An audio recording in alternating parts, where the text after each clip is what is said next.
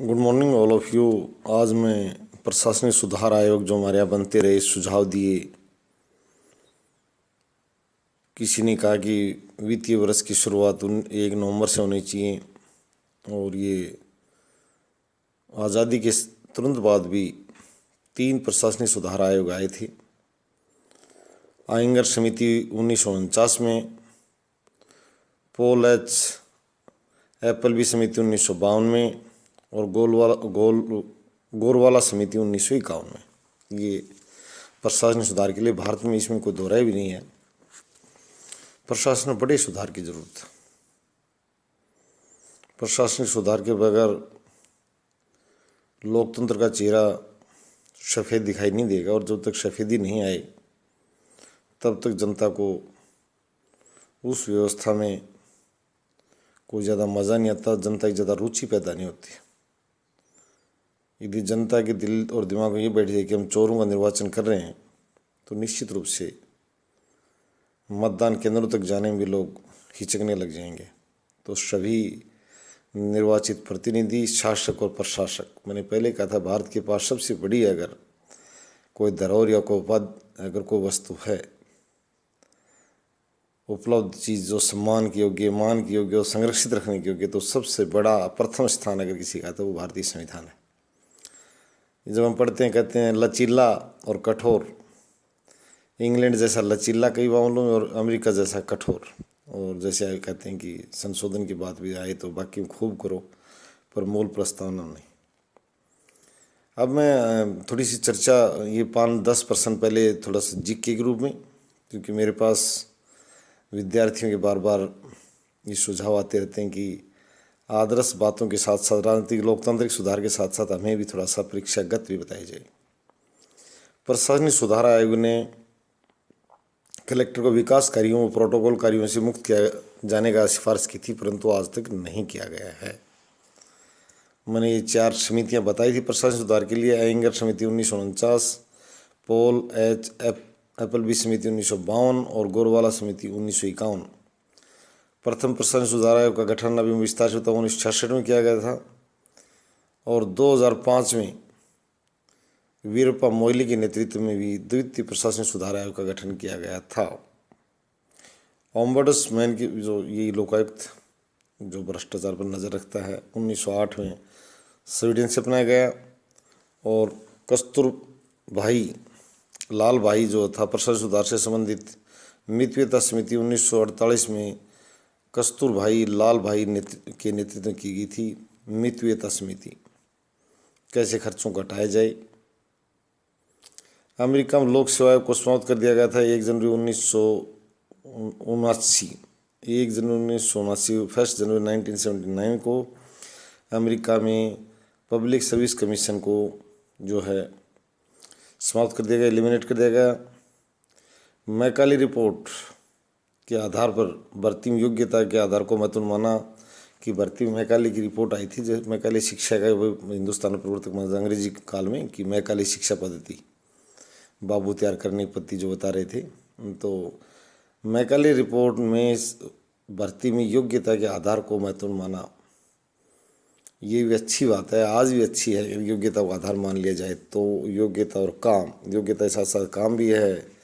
लोग आईएएस में कहते हैं फर्स्ट ट्रैक आया हूँ, परंतु जब उनको काम दिया जाए वहाँ वो स्थिति उचित नहीं बैठती। वहाँ वो अपना फर्स्ट आना वहाँ भी ज़रूरी है। जब उनको काम दिया जाए तो वहाँ भी जन सेवा में फर्स्ट आना ज़रूरी है। एक हमारे कई बार मीडिया कर्मी और फिल्मी दुनिया से मैं कहूँगा कि फिल्म वाले लोग भी नाचने गाने तक सीमित नहीं, अच्छी फिल्में तैयार करें क्योंकि जनमानस पर प्रभाव छोड़ती हैं। ये भी एक सांस्कृतिक शाखा है। वल्गर और भद्दी फिल्में नहीं, ये लोगों के दिमाग में डाकू पैदा होने का नहीं। अगर कोई डाकू है तो भी वो शराफत की तरफ बढ़े। तिहाड़ जेल में किरण बेदी का नाम कुछ हद तक जाना जाता है इस मामले में कि उन्होंने लोगों के हाथ में पुस्तकें दी थी, धार्मिक पुस्तकें दी थी ताकि लोगों की मानसिकता बदल जाए। हत्या के मामले में बंद अपराधियों को पता लगे कि हत्या एक बहुत ही धार्मिक कार्य है, अपवित्र कार्य है। चोर, किडनैपर, अब मैं थोड़ा सा प्रशासन सुधार में पुलिस सुरक्षा तरफ भी आऊँगा। बड़े पैमाने पर देखना था कि पुलिस कर्मियों की ही हत्या कई जगह की जा रही है अपराधियों द्वारा, और मैंने खुद मेरे गांव में देखा है सरेआम एक बहादुर सिपाही को और बदमाशों ने बैंक डकैती के बाद तुरंत गोलियों से भून डाला। देखते देखते मौत की नींद सुला दिया खुद के गांव में, कोई ये भी नहीं। तो मैं ये कहना चाहता हूँ कि ये बहुत बड़ी बात है। बार बार हम सुनते हैं कि उसकी कॉल डिटेल निकाली गई, अमुक अपराधी के कुछ पुलिस कर्मियों से भी संबंध है। अगर ये बात इस तरह से आए तो पुलिस प्रशासन, देखिए मैं तो इस बात को ये कहने में गलत है, सुनी सुनाई बात को कि किसके संबंध है। बहुत बड़ा महकमा है, अगर उसमें अगर 1 लाख में 10 व्यक्तियों से संबंध है तो किसी विभाग की छवि बिगाड़ने उचित नहीं है।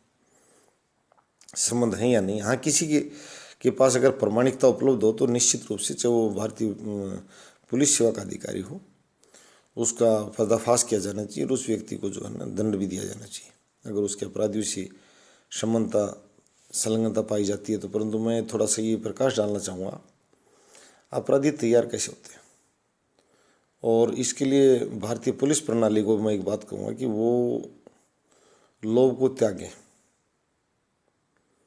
अपनी लोभ को त्यागने का मैं ताज़ा उदाहरण बताऊंगा कि अभी जो पश्चिम बंगाल में माननीय राज्यपाल महोदय, मैं थोड़ी संविधान की भाषा में बोलूँगा, और पुलिस महानिदेशक, ये भारतीय पुलिस व्यवस्था को समझने का बहुत अच्छा काम है, भारतीय शासन को समझने का अच्छा काम है। श्रीमान जगदीप धनखड़ जो लॉयर भी हैं पेशे से, पूर्व सांसद भी रहे हैं, पूर्व केंद्रीय मंत्री भी रहे हैं, राजस्थान विधानसभा के सदस्य भी रहे हैं। श्रीमान जी ने, माननीय राज्यपाल महोदय ने पुलिस महानिदेशक पश्चिम बंगाल को लिखा कि राज्य में बड़े पैमाने पर अव्यवस्था या कुछ उन्होंने डायरेक्शन दी कि स्थिति ठीक नहीं है, राजनीतिक हत्याएं, उत्पीड़न, जो भी उनको बताना था वो चीज़ देखने में आ रही हैं। तो उन्होंने लिखा कि सब ठीक ठाक, यानी राज्यपाल महोदय की बात को अनसुना किया। ये भी बात बहुत बड़ी बाहर निकल कर आ रही है। दोनों व्यक्ति ठीक नहीं थे।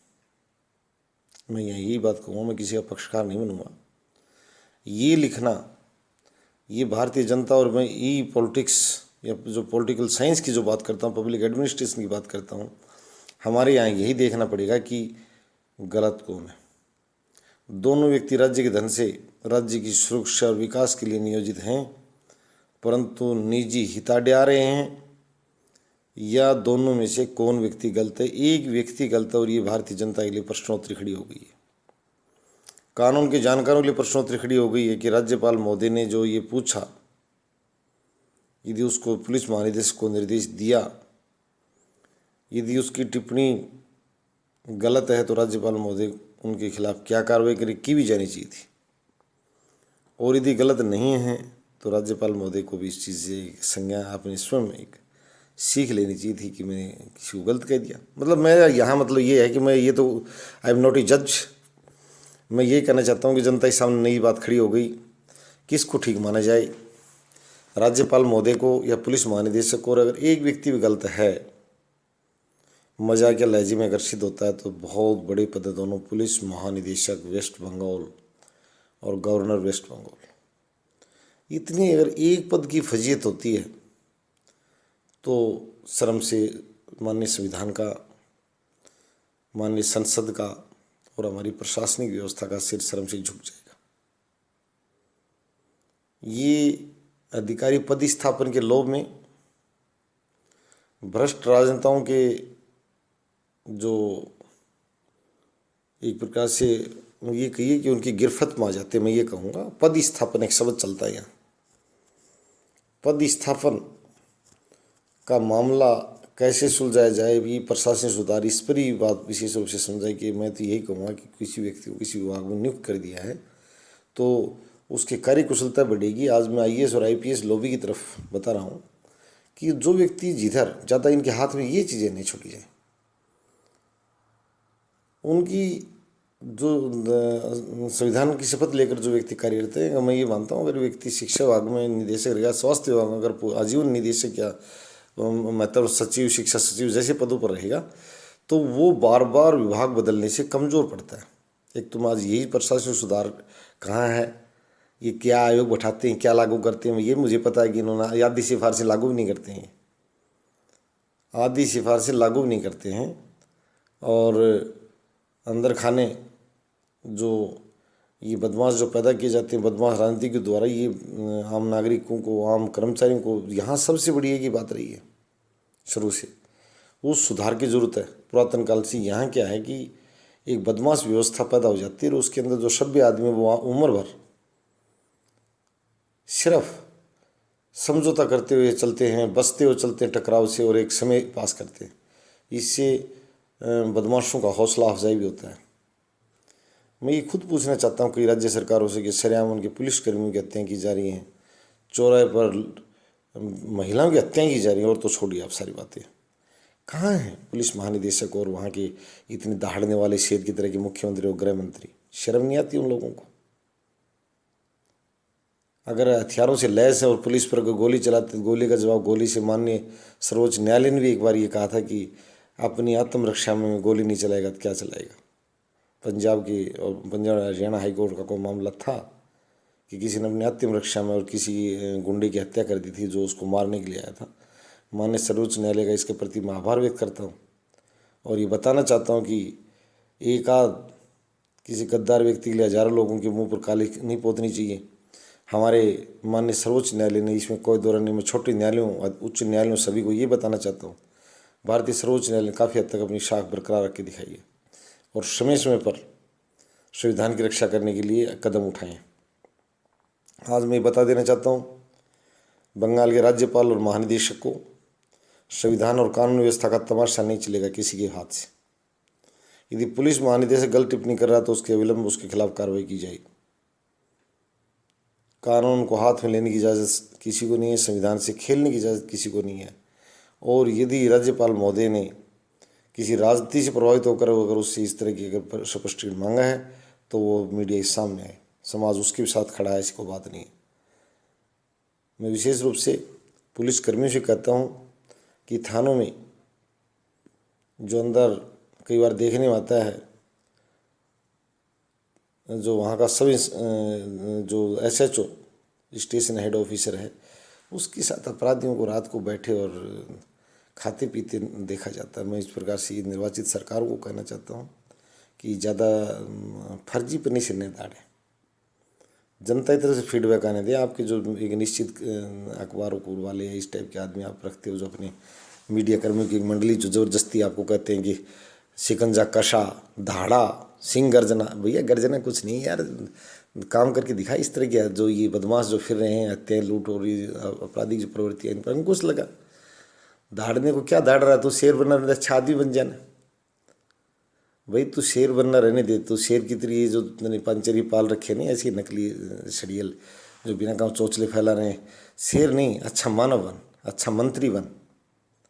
शेर तो जंगली होता, जंगली थोड़ी बनाना तेरे को।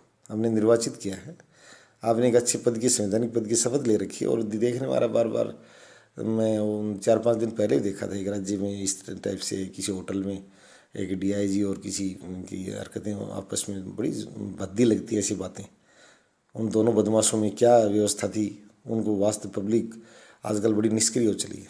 बाबूजी सब ऐसा ही है भाई। ऐसा नहीं मैं सोचे वो पहले तो वकील लोग भी कहता हूँ भाइयों आपका बहुत बड़ा संगठन, 25 लाख आदमी हो यार, समाजताओं के पीछे खड़ा है। 25 लाख आदमी हो, ये जांच होनी चाहिए थी। वरिष्ठ पुलिस महानिदेशक, बाद में किसी पुलिस वाले ने कहा कि वो कोई नेता का आदमी था इसलिए उसने बकवास कर दिया। नेता का सिक्योरिटी है निकम्मा, नीचे तो टकराना पड़ता है। बोले सर वो डर से वो सरेंडर हो गया।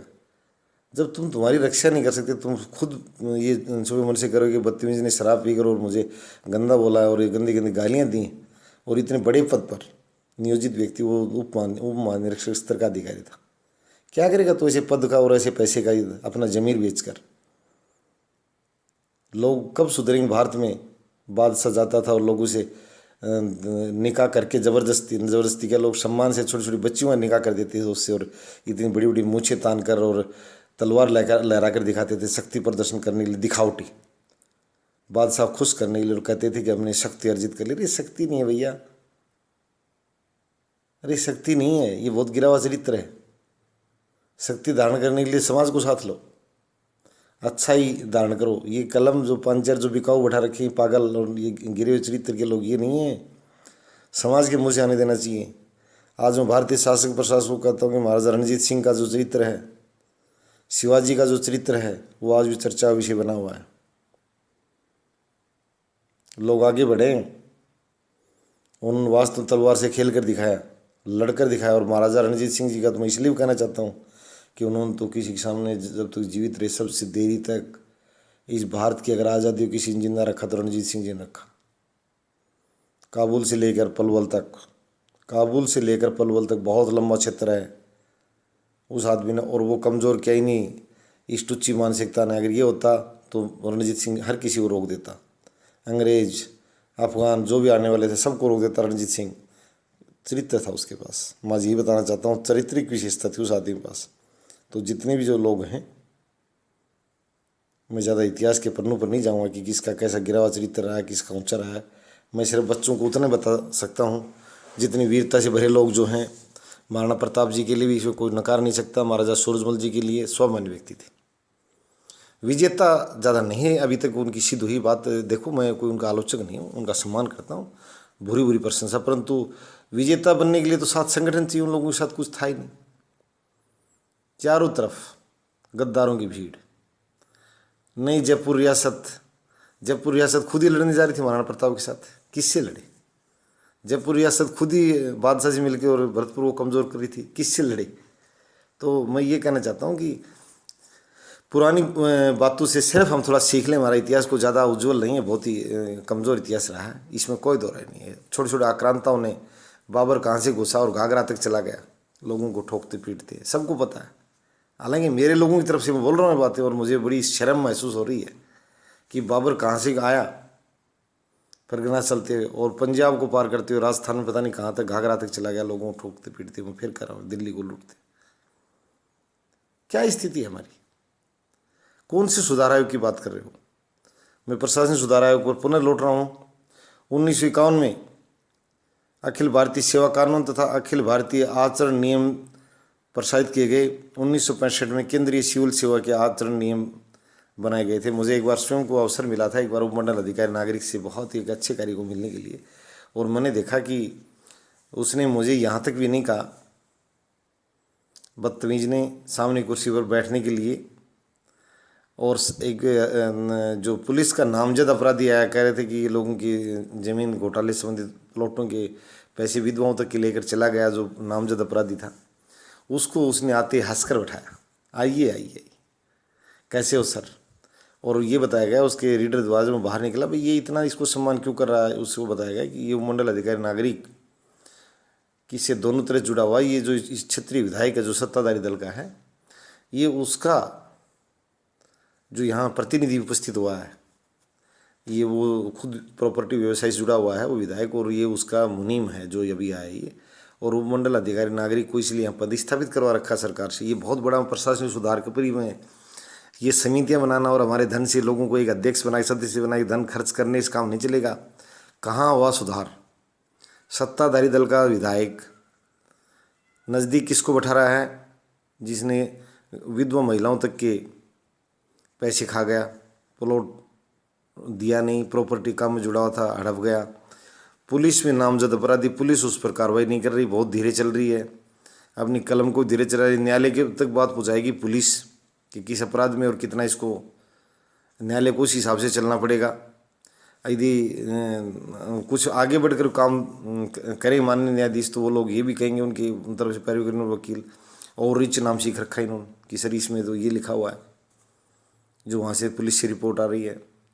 अब उपमंडल अधिकारी नागरिक जो है उसे ये पता है कि तू इस पद पर तभी तक है, इस शहर की शोभा तू तभी तक बना हुआ है जब तक तेरे को इसका संरक्षण प्राप्त, आशीर्वाद प्राप्त नहीं। सुबह आदेश आ जाएंगे कि यहाँ से 400 किलोमीटर दूर चलो, तो वो अपने उस सम्मानित पद पर बरकरार रहने के लिए वो भी अधिकारी नेताजी के साथ चला गया पैरों में, और उस अधिकारी का सिर्फ काम उस नेता को खुश रखना, न कि जनता को। यही प्रशासनिक विफलता भारत में आज भी लोकतांत्रिक व्यवस्था।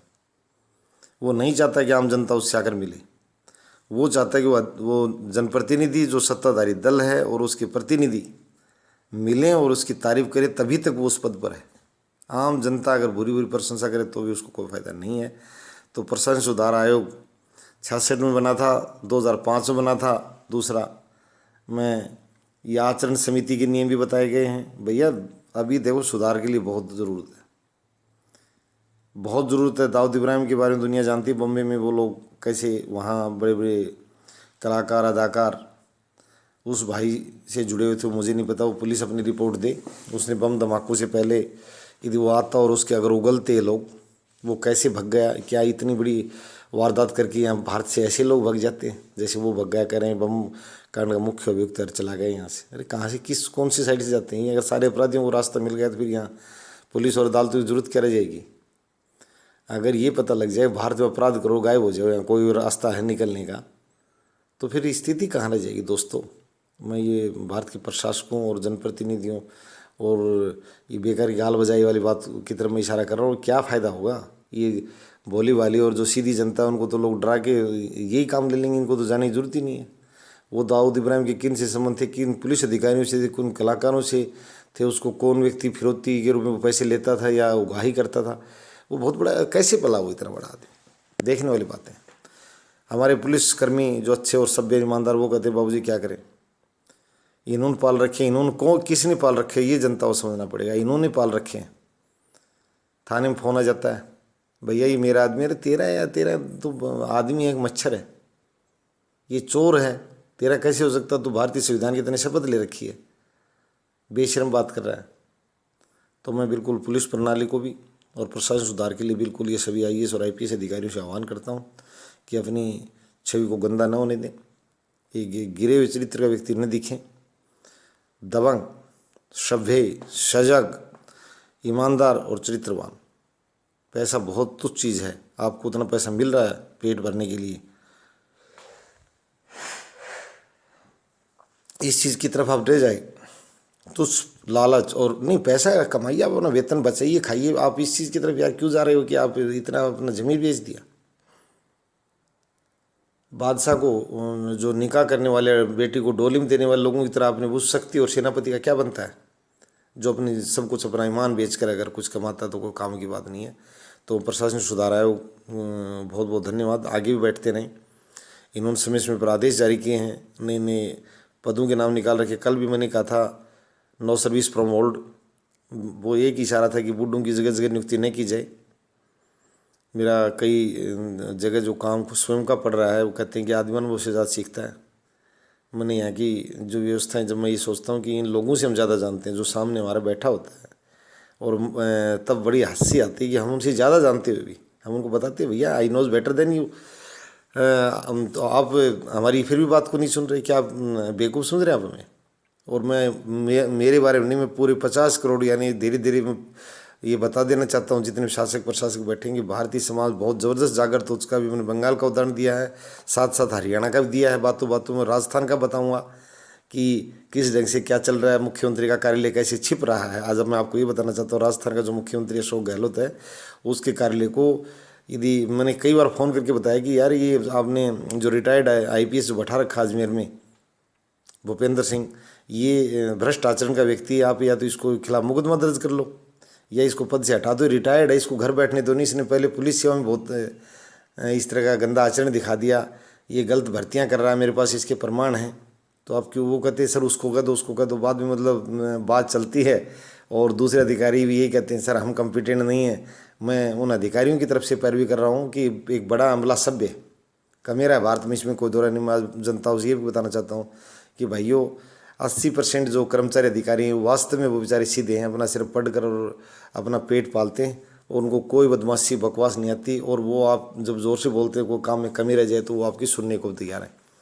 ये जो 20%, ये भूपेंद्र सिंह रिटायर्ड IPS जो बता रहा हूँ आपको, मैंने पहले कहा था नो सर्विसेज फ्रॉम ओल्ड, उसको मुख्यमंत्री ने अपने चेते लगा रखा और UGC गाइडलाइन का वोलेशन कर रहा है। ये माननीय प्रधानमंत्री कार्यालय को जो मैंने बताया था उन्होंने कभी लिखित में दो, तो हमने लिखित में भिजवा दिया और उन पर माननीय प्रधानमंत्री कार्यालय ने उसको रिपोर्ट भेज रखी कि आप इसकी स्टेटस रिपोर्ट पेश करें। परंतु उस प्रार्थना पत्र को घुमा रहा है अभी तक। वो बहुत बार बार मेरे पास फ़ोन आते रहते हैं कि सर जी आप किसको भेजिए शिक्षा विभाग। अरे बता रखा भैया, उसके खिलाफ मुख्यमंत्री को बताओ ये बात। मुख्यमंत्री को बता दो कि भाई जो भूपेंद्र सिंह जो है ये उस यूजीसी गाइडलाइन को वायलेट कर रहा है, बात खत्म। इसको बचाने क्यों लगे हो? तो मैं ये भी कहना चाहूँगा कि भर्तियों में, प्रतिभाओं में भैया आप थोड़ा सा साथ दें, अच्छी बातों को सब मिलकर आगे बढ़ाएं। मैं ये भी विनम्र निवेदन करता हूँ कि जिनमें बुराइयाँ वो सब त्याग दें। हम नहीं आक्रामक और असभ्य भाषाओं प्रयोग करना चाहते हो, चाहे राज्यपाल हो, चाहे पुलिस महानिदेशक हो, चाहे डीआईजी हो, चाहे किसी मंत्री का भाई हो जो बार बार चीज़ आ रही। मैं सबसे निवेदन करता हूँ, सभी साथियों से, चाहे वो न्यायाधीश होते हो, सभी अपने, मैंने पहले भी कहा था कि हमारी सबसे हाथ जोड़कर प्रार्थना है, पुरजोर प्रार्थना कि अपने आचरण को पर सुधार कर लें। आचरण समिति का प्रतिवेदन यही है और तभी उसकी सार्थकता है। जितने थाना प्रभारी हैं सभी बहन बेटियों को ये लगना चाहिए, सभी सभ्य नागरिकों को लगना चाहिए कि हमारा भाई है। वो डम्फरों का चौथ वसूली का उगाई वाला व्यक्ति ना हो, जैसे पिछली बार चरखी दादरी का डीसी और भिवानी का एसपी।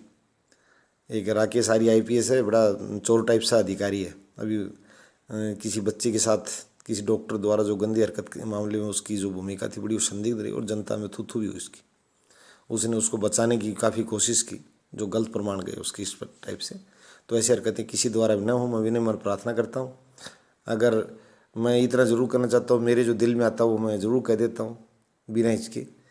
उस आईपीएस अधिकारी की प्रतिभा गोदारा जो बाद में लोगों ने उसने उसको गिरफ्तार भी किया, उस चरित्रहीन डॉक्टर को। तो इस तरह की बातें सामने आनी चाहिए। मैंने स्वयं कहा कि ऐसे अधिकारियों से हमारा बड़ा मनोबल बढ़ता है। किरण मैडम के बारे में कहा जाता है कि उन्होंने इंदिरा गांधी की गाड़ी उठा दी जो पार्किंग में नहीं खड़ी थी। तो पुलिस अधिकारी अपनी दबंगता साबित करें, जैसे हम सेना से अपेक्षा करते हैं उसी प्रकार से।